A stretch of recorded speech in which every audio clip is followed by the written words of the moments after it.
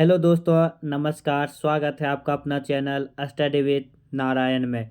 दोस्तों, आज हम लोग जीएस का एक अति महत्वपूर्ण टॉपिक देखेंगे जो कि जनगणना 2011 से संबंधित यह वीडियो होगा। जो आने वाला कोई भी एग्ज़ाम है उसके लिए एक अति महत्वपूर्ण क्लास होने वाला है। इसमें हम लोग जितने भी 2011 जनगणना से इम्पोर्टेंट फैक्ट था वो हम लोग देखेंगे। साथ में ही जितने प्रीवियस ईयर क्वेश्चन, चाहे वो एसएससी, रेलवे, बैंकिंग या कोई भी अदर स्टेट का एग्ज़ाम हो जिससे इस जनगणना से क्वेश्चन आया हुआ है, वो हम लोग सब देखेंगे पॉइंट बेसिस पे। दोस्तों, वीडियो स्टार्ट करने से पहले आप सबों से रिक्वेस्ट है कि जो भी चैनल में नए होंगे प्लीज़ चैनल को सब्सक्राइब कर बेल आइकन ज़रूर प्रेस कीजिएगा। साथ में ही पीडीएफ नोट्स के लिए टेलीग्राम चैनल का लिंक दिया हुआ है डिस्क्रिप्शन में, आप सब उससे जुड़ जाइएगा। हम लोग स्टार्ट करते हैं आज का क्लास। पहले हम लोग जो महत्वपूर्ण आंकड़ा है वह देखेंगे, उससे रिलेटेड क्वेश्चन आगे मिलेगा। 15वीं जनगणना जो था 2011 का, वो 15वीं जनगणना था। उसके बारे में हम लोग पूरे डिटेल आगे बढ़ते हैं। जनसंख्या, तो भारत की कुल जनसंख्या उस समय, यहाँ जितने भी हम लोग बात करेंगे सब 2011 के रिस्पेक्ट की बेसिस पे काम देखेंगे। भारत की कुल जनसंख्या 2011 के अकॉर्डिंग 1.21 अरब, मतलब 1.21 अरब जनसंख्या थी भारत की उस समय 2011 जनगणना के अनुसार, जो कि विश्व की जनसंख्या का दूसरवां स्थान था। पहला स्थान उस समय चीन था, लेकिन वर्तमान में जनसंख्या में पहला स्थान भारत आ गया है। उसमें पुरुषों की कुल जनसंख्या 62.33 करोड़, मीन जो कुल जनसंख्या उसकी 51.47% पुरुष जनसंख्या, और महिलाओं की संख्या 48.53% था। जो दशकीय वृद्धि था 2011 में, 2001 से 2011 के बीच का दशकीय वृद्धि हुआ था 17.5%। और एक एक क्वेश्चन बार बार जो पूछा गया है, दशकीय वृद्धि बोला वो, और कौन ऐसा राज्य था जिसका दशकीय वृद्धि ऋणात्मक रही थी, तो नागालैंड राज्य, जिसकी दशकीय वृद्धि थी -0.6%। सर्वाधिक जनसंख्या वाले जो 4 राज्य हैं घटते हुए क्रम में, वह पहला उत्तर प्रदेश सबसे ज़्यादा जनसंख्या, उसके बाद महाराष्ट्र, फिर बिहार, फिर पश्चिम बंगाल। न्यूनतम जनसंख्या सबसे कम सिक्किम, फिर मिजोरम, फिर अरुणाचल प्रदेश। जो ग्रामीण जनसंख्या थी वह 68.84% थी। ये भी क्वेश्चन बहुत बार पूछा हुआ है। ग्रामीण जनसंख्या 68.84%। बाकी शहरी जनसंख्या, तो ग्रामीण जनसंख्या में जो सबसे ज़्यादा प्रतिशत है वह है हिमाचल प्रदेश का। कुल जनसंख्या का 90% हिमाचल प्रदेश में ग्रामीण इलाकों में रहता है। दूसरा बिहार 88.7%। असम तीसरा स्थान पे 85.9% के साथ। मीन्स सर्वाधिक ग्रामीण जनसंख्या प्रतिशत में हिमाचल प्रदेश, बिहार, फिर असम। न्यूनतम ग्रामीण जनसंख्या, या फिर इसी को चेंज कर दें मैक्सिमम शहरी जनसंख्या, तो न्यूनतम ग्रामीण जनसंख्या, सबसे कम ग्रामीण जनसंख्या गोवा में निवास करती है। उसके बाद मिजोरम, फिर तमिलनाडु, फिर केरल, फिर महाराष्ट्र। अब शहरी जनसंख्या देखेंगे, तो हम लोग अभी ग्रामीण जनसंख्या देखें। शहरी जनसंख्या जो कि भारत की कुल शहरी जनसंख्या 2011 जनगणना के अनुसार है वह है 31.16%। ये भी क्वेश्चन पूछा हुआ, जितना यहाँ डेटा है सारा एग्जाम में पूछा हुआ है, इसलिए आप सब एक बार वीडियो को अच्छे से देखकर नोट्स कर लीजिएगा। शहरी जनसंख्या कुल जनसंख्या का 31.16%। सर्वाधिक शहरी जनसंख्या वाला राज्य गोवा, मिजोरम, फिर तमिलनाडु। गोवा कुल जनसंख्या का 62.2% शहरों में निवास करती है।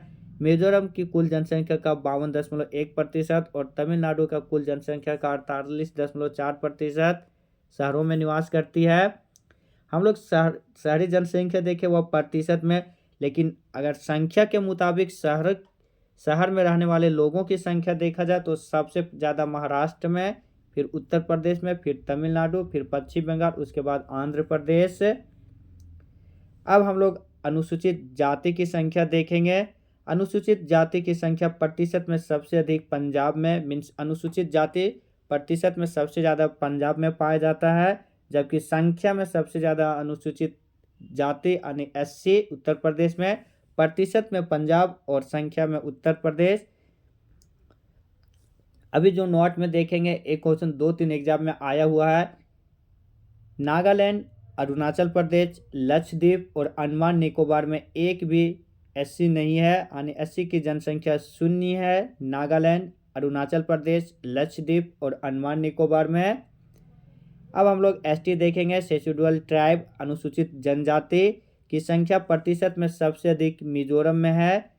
सबसे अधिक एसटी प्रतिशत में मिजोरम में, जबकि संख्या में मध्य प्रदेश में है। एससी सबसे अधिक प्रतिशत में पंजाब, संख्या में उत्तर प्रदेश। एसटी सबसे अधिक प्रतिशत में मिजोरम, संख्या में मध्य प्रदेश।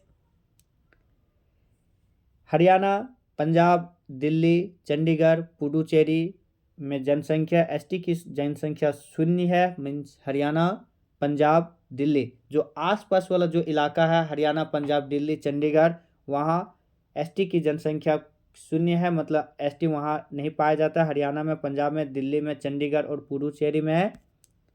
अब हम लोग अभी जो देखें, अब धार्मिक जनसंख्या देखेंगे। फ्रेंड, आप सब अच्छा से देखिएगा, भले ही यूट्यूब में नए हैं लेकिन इतना अच्छा कंटेंट आप सब खोज लीजिएगा। कोई भी प्रीवियस ईयर क्वेश्चन या कुछ भी इस वीडियो को देखने के बाद एक भी ऐसा क्वेश्चन नहीं है जो कि आप सबों से नहीं बनेगा। हम लोग धार्मिक जनसंख्या देखेंगे तो सबसे ज़्यादा धार्मिक जनसंख्या में हिंदू 79.9% भारत की कुल जनसंख्या का। दूसरा स्थान मुस्लिम 14.2%। तीसरा स्थान ईसाई 2.3%। सिख 1.7%। फिर बौद्ध 0.7%। उसके बाद जैन 0.4%। तो सबसे ज़्यादा हिंदू, फिर मुस्लिम, फिर ईसाई, फिर सिख, फिर बौद्ध, फिर जैन पाया जाता है भारत में। अगर ये धार्मिक जनसंख्या का अगर ऑर्डर का एक ट्रिक देखा जाए तो इसको हम लोग याद कर सकते हैं। यहाँ ट्रिक लिखना भूल गए, याद कर लीजिएगा। हम इसी के बाजू में हैं, हम इसी के बाजू में हैं। हा से हिंदू, माँ से मुस्लिम, ई से ईसाई, से सिख, बाजू बा से बौद्ध और जे से जैन। हम इसी के बाजू में हैं। ये एक ट्रिक, इसे आप सब सजा लीजिएगा ऑर्डर में। घटते क्रम में सबसे ज़्यादा हिंदू, मुस्लिम, सिख, बौद्ध, जैन, हम इसी के बाजू में है ट्रिक। अब हम लोग जनसंख्या घनत्व देखेंगे, जो कि 2011 जनगणना के अनुसार जनसंख्या घनत्व 382 था भारत का। सर्वाधिक जनसंख्या घनत्व बिहार का था। जनसंख्या घनत्व मीन्स 1 किलोमीटर में कितना आदमी उस इलाका में रहता है, उसे हम लोग जनसंख्या घनत्व बोलते हैं। तो सर्वाधिक जनसंख्या घनत्व राज्यों में बिहार में है 1106। उसके बाद पश्चिम बंगाल 1028 और केरल तीसरा स्थान पर 860। न्यूनतम जनसंख्या घनत्व अरुणाचल प्रदेश 17, मिजोरम 52, सिक्किम 86, मणिपुर 115 और नागालैंड 199।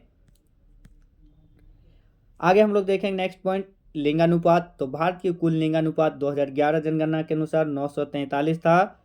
सर्वाधिक लिंगानुपात वाला राज्य केरल 1084, तमिलनाडु 996, आंध्र प्रदेश 993, मणिपुर 992, छत्तीसगढ़ 991। मीन सर्वाधिक लिंगानुपात 1000 जनसंख्या पुरुष की जनसंख्या में कितने महिलाएं निवास करती है, वो है होता है लिंगानुपात।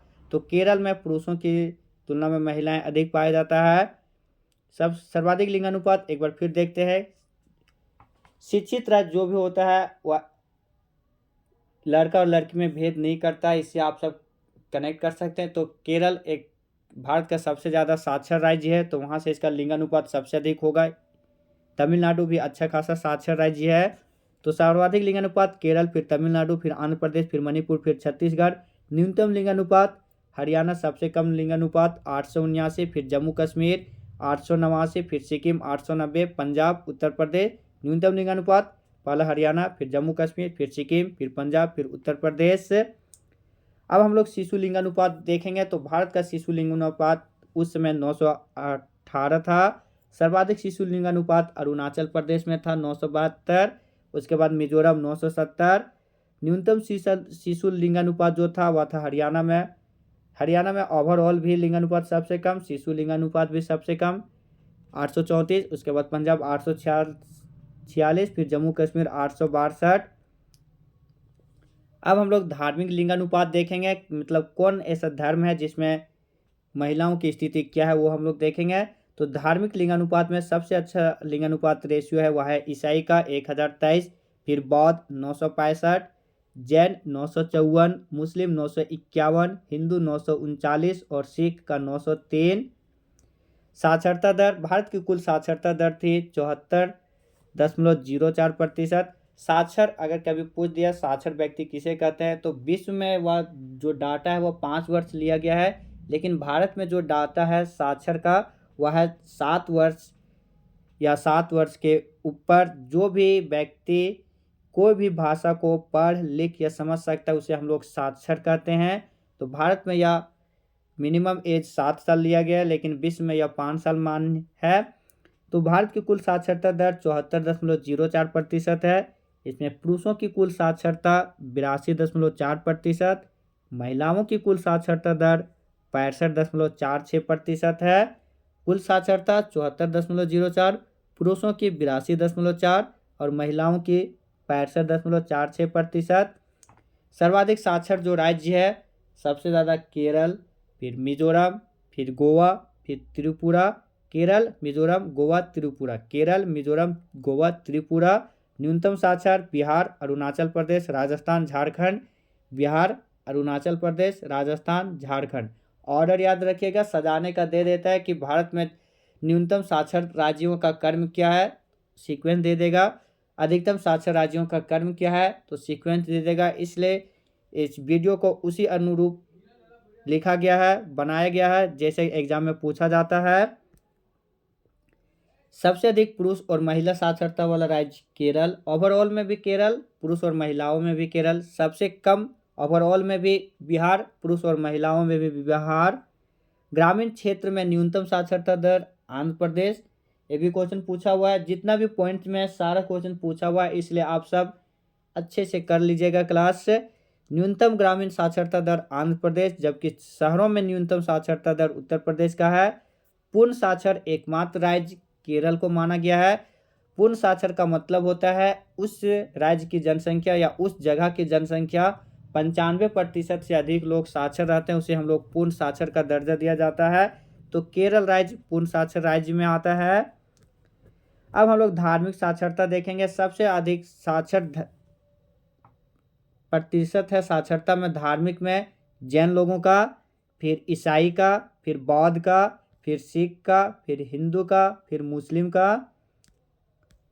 अब केंद्र शासित प्रदेश के अकॉर्डिंग डेटा देखेंगे तो सर्वाधिक जनसंख्या केंद्र शासित प्रदेश में यूटी में, यूनियन टेरिटरी में, दिल्ली में सबसे ज़्यादा जनसंख्या, उसके बाद पुडुचेरी, फिर चंडीगढ़ में। जबकि न्यूनतम जनसंख्या यूटी में लक्षद्वीप में है, सर्वाधिक दिल्ली, न्यूनतम लक्षद्वीप। सर्वाधिक जनसंख्या घनत्व ओवरऑल देखा जाए तो दिल्ली यूटी में 11,320 यानी 1 किलोमीटर एरिया में 11,320 लोग दिल्ली में निवास करते हैं। उसके बाद चंडीगढ़ 9,258, जबकि न्यूनतम जनसंख्या घनत्व अंडमान निकोबार में है 46। सर्वाधिक लिंगानुपात यूटी में पुडुचेरी में है 1037, लक्षद्वीप 947, जबकि न्यूनतम लिंगानुपात दमन व दीव। फ्रेंड ये डेटा चूँकि 2011 का है, उस समय जम्मू कश्मीर राज्य के रूप में था, इसलिए वहाँ पे देखे होंगे पिछला स्लाइड में कि जम्मू कश्मीर का जिक्र हुआ था। अभी दमन व दीव, दादर व नगर हवेली, दमन व दीव एक साथ है, लेकिन 2011 में चूँकि अलग अलग था इसलिए अलग यहाँ पे दिया गया है। तो सर्वाधिक लिंगानुपात पुडुचेरी, फिर लक्षद्वीप, जबकि न्यूनतम में दमन व दीव। सर्वाधिक साक्षरता यूटी में लक्षद्वीप 91.8%, न्यूनतम में दादर व नगर हवेली 76.04%। तो फ्रेंड ये था जितना हम लोग महत्वपूर्ण डेटा बेसिस पे था वो हम लोग देख चुके। अब जो इम्पोर्टेंट फैक्ट है, जो मोस्ट इम्पोर्टेंट फैक्चुअल है, जो हम लोग इससे बार बार इससे भी क्वेश्चन पूछा जाता वो हम लोग देखेंगे। भारतीय भूभाग विश्व की कुल भूभाग का मात्र 2.4% है, जो कि क्षेत्रफल में 7वां रैंक है, लेकिन विश्व की कुल जनसंख्या का लगभग 17.5% भारत में निवास करती है। देश में प्रथम जनगणना 1872 ईस्वी में हुआ था, लॉर्ड मेयो के शासनकाल में, परंतु नियमित जनगणना जो स्टार्ट हुआ था 10 वर्षों में वह 1881 ईस्वी से स्टार्ट हुआ था। उस समय जो वायसराय थे लॉर्ड रिपन, गवर्नर जनरल। 1881 के प्रथम जनगणना में जनगणना आयुक्त जो थे भारत के वह डब्ल्यू प्लोडन। वहीं स्वतंत्र भारत की जब प्रथम जनगणना हुई थी 1951 में, उसके जनगणना आयुक्त थे R.A. गोपालस्वामी। आधुनिक विश्व में प्रथम जनगणना स्वीडन में हुआ था 1749 ईस्वी में, जबकि दशकीय जनगणना की शुरुआत 1790 ईस्वी में USA में हुआ था। भारतीय संविधान की धारा 246 के अनुसार देश की जनगणना करने का दायित्व संघ सरकार के पास है, धारा 246 के अनुसार। और संविधान की 7वीं सूची के अनुक्रम में क्रम संख्या 69 में यह जिक्र है, जनगणना का दायित्व केंद्र सरकार की भारतीय संविधान की धारा 246 में केंद्र सरकार के अधीन संविधान की 7वीं अनुसूची की क्रम संख्या 69 पर जिक्र है। जनगणना संगठन केंद्रीय गृह मंत्रालय के अधीन कार्य करता है, जिसका उच्चतम अधिकारी भारत का महापंजीयक एवं जनगणना आयुक्त होता है।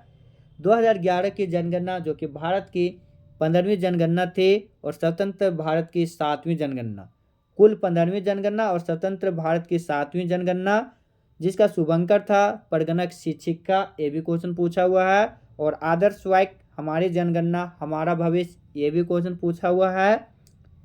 और जो अभी नेक्स्ट पॉइंट है, ये तो बहुत सारे एग्जाम में पूछा हुआ है, 3-4 बार ये क्वेश्चन रिपीट है।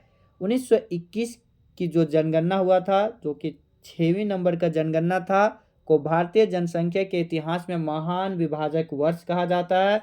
सब लोग तो ये बताते हैं कि महान विभाजक वर्ष है बोला जाता है, लेकिन महान विभाजक वर्ष आखिर क्यों कहा जाता है ये किसी ने नहीं बताया। तो चूंकि उस समय जो स्पेन में महामारी फैला था, स्पेनिश फ्लू, उसी का प्रभाव भारत में भी पड़ा था। उसमें लगभग 60 से 70 लाख जनसंख्या भारत की कम हुआ था। -0.31% की जनसंख्या भारत की कम हुई थी 1911 से 21 के बीच। लगभग 70 लाख की जनसंख्या कमी हुई थी उस समय, इसीलिए 1921 को महान विभाजक वर्ष की संज्ञा दी जाती है। जनसंख्या वृद्धि को नियंत्रित करने का जो लक्ष्य भारत सरकार प्रारंभ किया था, उद्देश्य हुआ था 1952 ईस्वी में राष्ट्रीय परिवार नियोजन कार्यक्रम बनाया गया था। उसके तहत भारत परिवार नियोजन को सरकारी नीति के रूप में शुरू करने वाला पहला देश था, लेकिन लागू नहीं कर पाया था। सरकारी नीति में तो शुरू कर दिया था भारत, लेकिन लागू जो प्रथम बार किया था विश्व में, वह चीन किया था। अब हम लोग जनसंख्या नीति 2000 देखेंगे। जनसंख्या नीति कब आया था, तो 2000 में, उसके बारे में डिटेल जानेंगे। तो जो जनसंख्या नीति 2000 में आया था, उसके प्रारूप को डॉक्टर M.S. स्वामीनाथन ने तैयार किया था। M.S. स्वामीनाथन समिति जनसंख्या से संबंधित है, ये क्वेश्चन भी आया हुआ है। इस नीति के अनुसार भारत 2045 तक टारगेट रखा था कि जनसंख्या में स्थिरता को प्राप्त कर लेना है, लेकिन चूंकि उत्तर भारत और मध्य भारत के कुछ राज्यों में जो टोटल प्रजनन दर, कुल प्रजनन दर मीन टोटल फर्टिलिटी रेट जो 2.1 निर्धारित किया गया था, वो लक्ष्य प्राप्त नहीं हो पाया था, जिसके कारण जनसंख्या के लक्ष्य को स्थिर जो पाने का लक्ष्य है उसे 2045 से बढ़ाकर 2070 कर दिया गया है। अब हम लोग देखेंगे सिटी किसे कहते हैं, यानी शहर। तो ऐसे नगर की जनसंख्या जहाँ की जनसंख्या 1 लाख या उससे अधिक है, उसे शहर की संज्ञा दी जाती है। सबसे अधिक शहरी जनसंख्या प्रतिशत वाले राज्य में गोवा, फिर मिजोरम, फिर तमिलनाडु। सबसे कम शहरी जनसंख्या वाला प्रतिशत में हिमाचल प्रदेश, फिर बिहार, फिर असम, उड़ीसा और मेघालय। महानगर मेट्रोपॉलिटन सिटी किसे कहते हैं, ये भी क्वेश्चन पूछा हुआ था। तो जिस नगर या शहर की जनसंख्या 10 लाख या उससे अधिक हो, उसे महानगर कहते हैं। 2011 जनगणना के अनुसार भारत में कुल 53 महानगर हैं, जिनमें उत्तर प्रदेश और केरल में 7 महानगर था, महाराष्ट्र में 6, मध्य प्रदेश, गुजरात और तमिलनाडु में 4, आंध्र प्रदेश, झारखंड और राजस्थान में 3 महानगर, पंजाब में 2 और बिहार में 1 महानगर था। भारत के 4 प्रमुख जो महानगर है जनसंख्या के घटते क्रम में, वो हम लोग देखेंगे। मुंबई, दिल्ली, कोलकाता, चेन्नई। मुंबई, दिल्ली, कोलकाता और चेन्नई। इसमें मेगा सिटी जिसके जनसंख्या 1 करोड़ या उससे अधिक है, यानी 1 मिलियन जनसंख्या, उसे हम लोग मेगा सिटी बोलते हैं। महानगर तो 4 है, मुंबई, दिल्ली, कोलकाता, चेन्नई, लेकिन मेगा सिटी 3 है, मुंबई, दिल्ली, कोलकाता। चेन्नई की जनसंख्या अभी 1 करोड़ नहीं हुआ है 2011 के अकॉर्डिंग। जनगणना 2011 के तहत देश में पहली बार राष्ट्रीय जनसंख्या रजिस्ट्रार NPR तैयार किया गया था, जिसमें नागरिकों को 15 विवरण दर्ज करने के साथ 15 वर्ष एवं इससे ऊपर की वय की सभी नागरिकों को बायोमेट्रिक डाटा एकत्र किए जा रहे थे उस समय। और NPR लागू करने वाला प्रथम राज्य पूछा जाएगा तो वह असम था। प्रत्येक साल जनसंख्या दिवस 11 जुलाई को मनाया जाता है। ये भी क्वेश्चन पूछा जाता है बार बार। जनगणना 2011 में जब भारत की जनगणना हुई थी, आप सोच सकते हैं भारत के इतने पीछेपन का रीज़न क्या है, क्योंकि जो भारत की जनसंख्या थी 2011 में वो America, Indonesia, Brazil, Pakistan, Bangladesh और जापान की सम्मिलित जनसंख्या के बराबर थी। आप सोच सकते हैं एक भारत में कितने देशों की जनसंख्या के बराबर थी। America, Indonesia, Brazil, Pakistan, Bangladesh और जापान की कुल जनसंख्या के बराबर केवल भारत की जनसंख्या थी। आज़ाद भारत की पहली जनगणना 1951 में कुल 14 प्रश्न पूछे गए थे, लेकिन 2011 का जब जनगणना हुआ तो कुल 29 प्रश्न पूछे गए थे। सबसे अधिक हिंदू प्रतिशत में हिमाचल प्रदेश में, जबकि सबसे कम हिंदू प्रतिशत में मिजोरम में है। ईसाई जनसंख्या सबसे अधिक मिजोरम में, जबकि जैन लोगों की संख्या सबसे अधिक महाराष्ट्र में है। दिबांग घाटी जो कि अरुणाचल प्रदेश का एक जिला है, देश का सबसे न्यूनतम जनसंख्या वाला जिला है। इतना इम्पोर्टेंट फैक्ट है, आप सब देख सकते हैं कितना डीपली वीडियो में लिया गया है फैक्ट। दिबांग घाटी जिला जो कि अरुणाचल प्रदेश में सबसे कम जनसंख्या वाला जिला है। मात्र 2011 के अनुसार वहाँ जनसंख्या 7,948 था, जबकि ठाणे जो कि महाराष्ट्र का एक जिला है, देश का सबसे अधिक जनसंख्या वाला जिला है।